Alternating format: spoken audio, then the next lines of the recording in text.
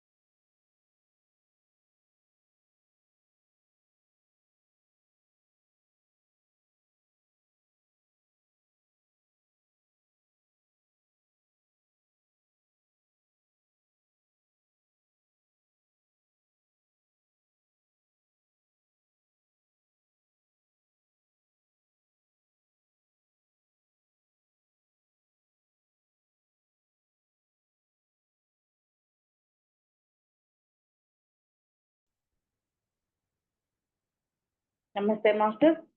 Welcome to the Ram time mortal warriors group the white book study. మనం ఈ స్టడీలోకి వెళ్లే ముందు అంతరంగ దైవ ప్రార్థనతో స్టార్ట్ చేద్దాం మాస్టర్. అంతరంగ దైవ ప్రార్థన.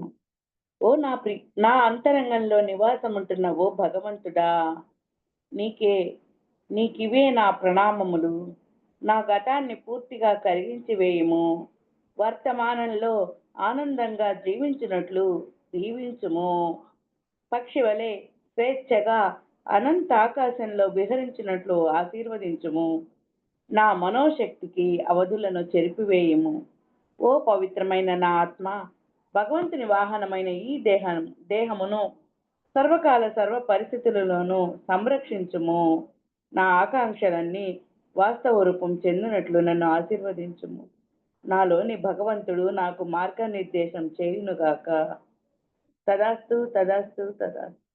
So be. Thank you master.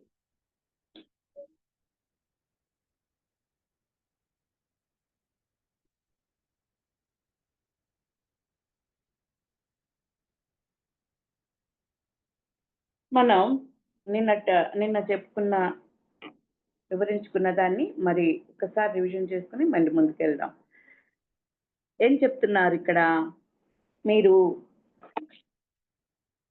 తమ జీవితంలోని సాహసాలను కొనసాగించడం కోసం మానవ ఆకారంతో మళ్ళీ మళ్ళీ తిరిగి వస్తున్న క్రమంలో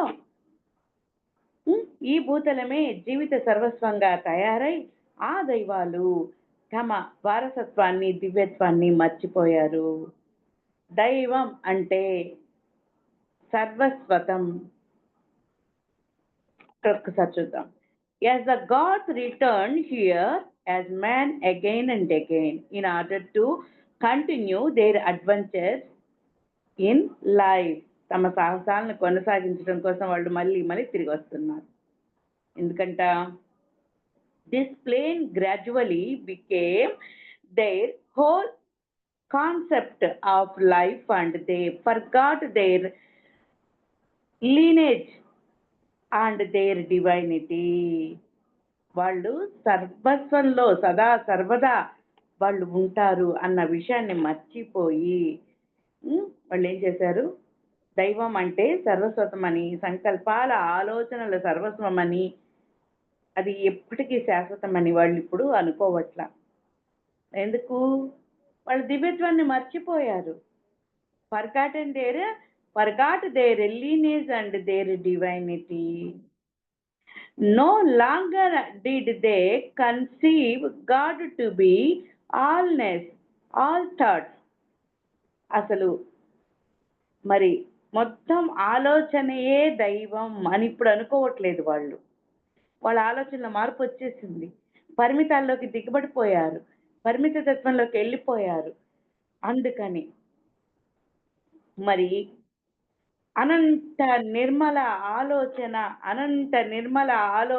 తలంలోకి స్వీయ సంకల్పంతో తిరిగి చేరుకోగలను అన్నటువంటి సర్వ ప్రజ్ఞ అపరిమిత ఉనికి తత్వం వాళ్ళల్లో ఇప్పుడు లేదు, ఒకప్పుడు నింది.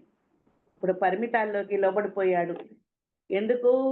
పదే పదే ఈ పదార్థ రూప తలమైనటువంటి ఈ తలానికి రావడం పోవడంలో తాను తండ్రికి దూరమైన క్రమంలో తాను దివ్యుడినని దైవాన్నని మర్చిపోయాడు. ఒక్క ఆలోచన మాత్రాన్ని, సంకల్పం మాత్రాన్ని తను మొత్తం మార్చుకోగలనన్న విషయాన్ని మర్చిపోయాడు.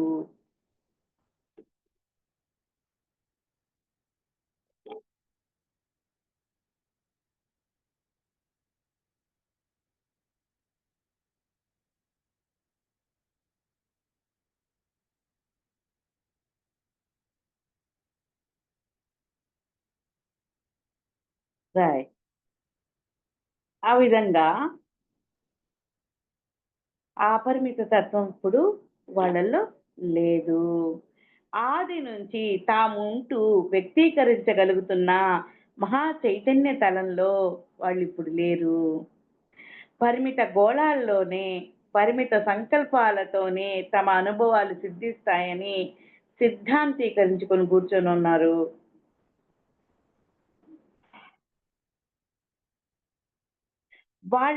వాళ్ళు వ్యక్తీకరించబడిన ఇతర చైతన్య తలాల ఆవిర్భావం ఆ విధంగానే జరిగి పరిమిత స్వర్గాలు, పరిమిత గోళాలు అన్నవి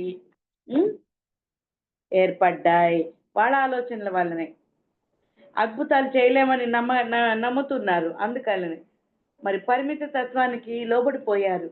అందుకనే వాళ్ళు అపరిమిత తలాలు ఉన్నాయన్న విషయాన్ని కూడా మర్చిపోయారు. మహనీయతను, సాధారణత్వాన్ని మర్చిపోయిన విగత జీవులందరూ కూడా తమ మరణానంతరం తమ ఆనందపు పరిధుల మేరకు సామూహిక చైతన్య సంకల్పాల తీర్పు, ఆ సామూహిక ప్రజ్ఞలో అందరూ ఏమనుకుంటారు, మంద మనస్తత్వం, ఆ సామూహిక ఆ చైతన్య తలాల తీర్పు తగిన విధంగానే వాళ్ళు ఈ తలం నుంచి నిష్క్రమించడం జరుగుతూ ఉంది.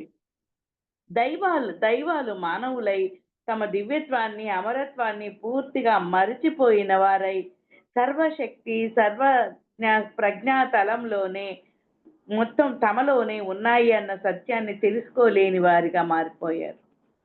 సాటి మానవుల అహంకారానికి బలి పశువులు కాసాగారు. అతి త్వరలోనే తమ నిగూఢ శక్తులతో, అసమాన పరిజ్ఞానంతో దైవాన్ని తాము మాత్రమే తెలుసుకున్నామని కొంతమంది లౌక్యంగా ఉండేవాళ్ళు ప్రకటించుకుంటూ, మిగిలిన 50 మంది కంటే తాము అత్యున్నత స్థానంలో ఉన్నామని, మీరంతా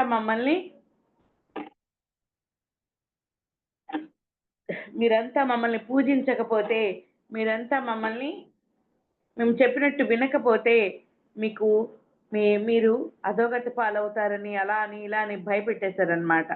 అత్యున్నత స్థానాన్ని స్వయంగా సముపార్జించుకుంటున్న భవిష్యత్ దర్శకులు కొందరు ఈ తలం మీద తలెత్తారు. అలా వచ్చి సాటి మానవుడిని ఏం చేస్తున్నాడు, రాబోయే వినాశాల గురించి, విపత్తుల గురించి జోస్యాలు చెప్తూ తమ బలాన్ని, తమ ప్రాపకాన్ని పెంచుకునే ప్రయత్నాలు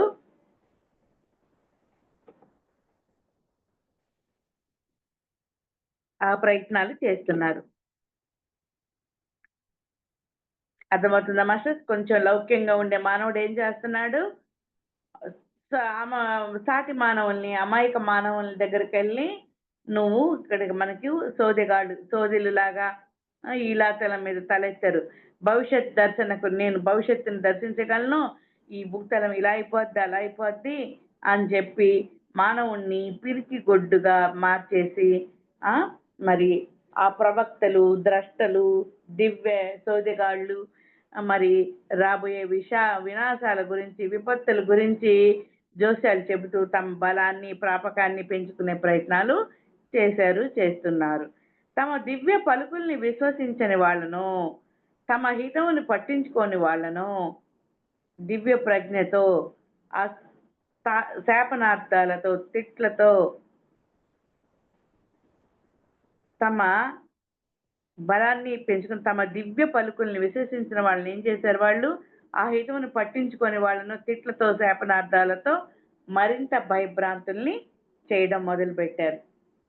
తమ అంతః సౌందర్యం నుంచి, తన శాశ్వత దివ్యత్వం నుంచి మానవుడు మరింతగా దూరం చేసే మతాల ఆవిర్భావం ఈ భూతలం మీద ఇలాగే జరిగింది.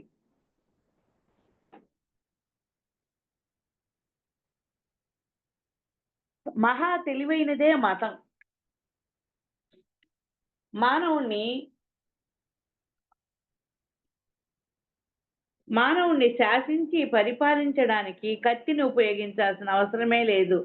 దానికి ఏనాడు అందుకోలేనంత దూరంలో భగవంతుడు ఉంటాడని, మానవుడు సర్వప్రజ్ఞ సర్వశక్తి సమన్వితుడు కాదు అన్న ఒకే ఒక్క బోధనను ఎప్పుడు చేస్తూ ఉంటే అంతే చాలు. మానవుడు అందుకోలేనంత దూరంలో భగవంతుడు ఉంటాడని బోధించబడింది అన్నమాట. అని మానవుడు సర్వప్రజ్ఞ సర్వశక్తి సమన్వితుడు కాదు అన్న ఒకే ఒక్క జోష్యము ఎప్పుడు చేస్తూ ఉండేవాడు అనమాట. అట్లా చేయకూడదు. Thank you master. ఈ స్టడీ ఇంతవరకు ఆపుతున్నాను. ఎవరెవరికి ఏమేమి అర్థమైందో చెప్పండి. ఎవరో ఒకరు వెళ్ళిపోయారే.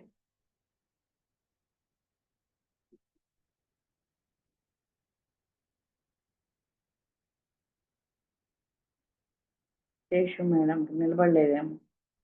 Okay, welcome master. మీకు అర్థమైంది షేర్ చేసుకుంటారా?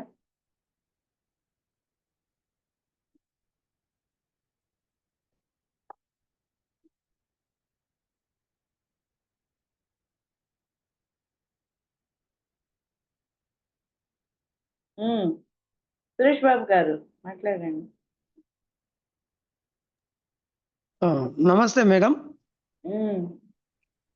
మేడం ఈరోజు క్లాస్లో నాకు అర్థమైంది ఒక్క పాయింట్కి బాగా కనెక్ట్ అయినాను మేడం. నేను ఏం పాయింట్ అంటే బాగా లౌక్యం ఉండేవాళ్ళు, బాగా నాలెడ్జ్ ఉండేవాళ్ళు కొంచెం అమాయక ప్రజల్ని అట్లా వాళ్ళని భయభ్రాంతులకి గురి చేసినారనమాట. దేవుడు మీరు పూజ చేయకపోతే అలా జరుగుతుంది, ఇలా జరుగుతుంది. అది వినకపోతే వాళ్ళు బాగా శాపనార్థాలతో తిట్లు తిట్టి అది ఇది భయపెట్టారు, భయభ్రాంతులకి గురి చేశారు వాళ్ళు.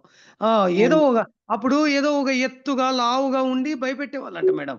అదే వాళ్ళు అంత ఇదిగా ఉండి ఇట్లా మీరు రాయికి పూజ చేయాలా, ఇట్లా చేయకపోతే గిన మీకు అది జరుగుతుంది, ఇది జరుగుతుంది భయభ్రాంతులకి గురి చేశారు.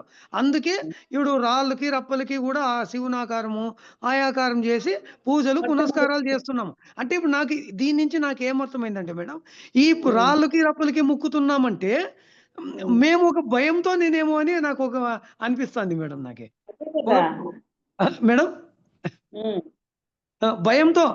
భయంతో ముక్కుతున్నాం అంతే. అది లేకపోతే మనలోనే ఆ దివ్యత్వం పెట్టుకొని నేను సంకల్పాలు సంభవాలుగా మార్చుకొని సామర్థ్యము నాకే పెట్టుకొని ఇంత జ్ఞానం పెట్టుకొని అంతా నాలోనే ఉన్నది. కానీ నేను నాలోనే గుర్తించలేదు. నాకు ఈ జ్ఞానం లేక అజ్ఞానంలో పరిమితంలోకి కూరుకుపోయినా.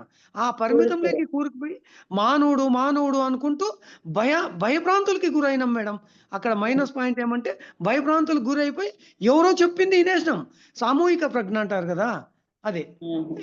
అలాగే మా జీవితము అలా అజ్ఞానంలో కూరిపోయి కొనసాగిపోయింది. ఇప్పుడు ఈ జ్ఞానంలోకి వచ్చాక తెలుసుకుంటున్నాము, భయం అనేది లేదు, నాలోనే దైవం ఉన్నది, ఎక్కడో బాహ్యంలో దైవం లేదు అనేది ఈరోజు ఆ పాయింట్ నాకు బాగా కనెక్ట్ అయింది, బాగా అర్థమైంది మేడం. ఇది మేడం, మీరేమన్నా దీనికి నేను చెప్పిన దాన్ని మీరేమన్నా కొంచెం క్లారిటీ ఇస్తారా? ఇంత చాలా బాగా చెప్పారు, మీకు చాలా బాగా అర్థమైంది. ఇంకెవరు? Thank you madam. Okay, thank you. మీకు అర్థమైంది. కానీ కొంచెం యాడ్ చేసేది ఏంటి అంటే, అదే మీరు ఇందాక చెప్పారు కదా, ఆయన పెద్ద పొడవుగా ఉంటాడు, లావుగా ఉంటాడు, అట్టుంటాడు. అదంతా ఏం కాదు.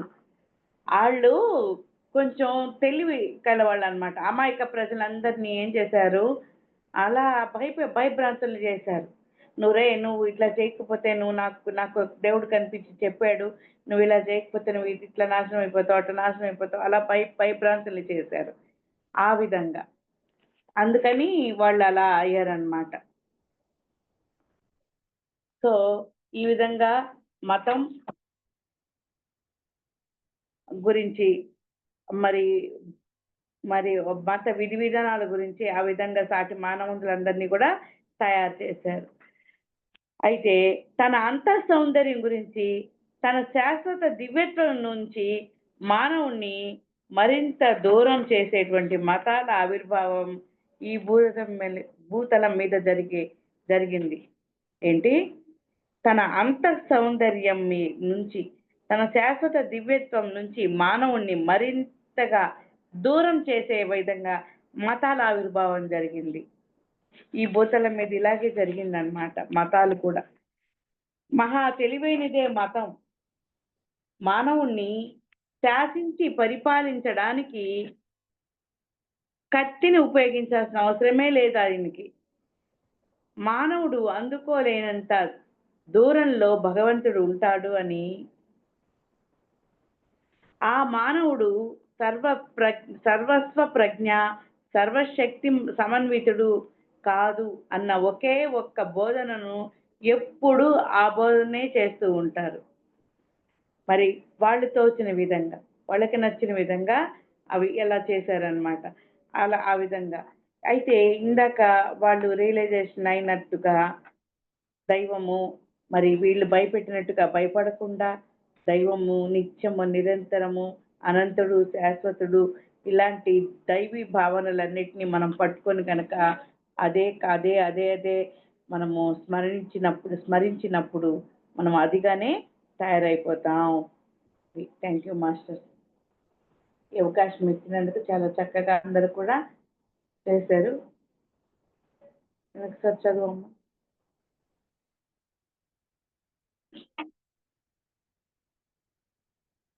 మాస్టర్స్ నిజంగా తడపడుతుంది, నాకేం చదువమ్మా అంటున్నాను చూడండి. నాకేదో కనిపించింది, ఏదో చెప్తున్నాను.